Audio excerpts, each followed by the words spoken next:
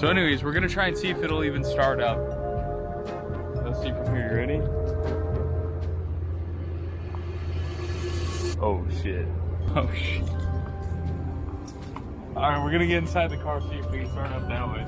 Alright, you'll stay in the Hellcat with Dad. He's gonna drive the Hellcat. I'll be behind in the truck. Alright.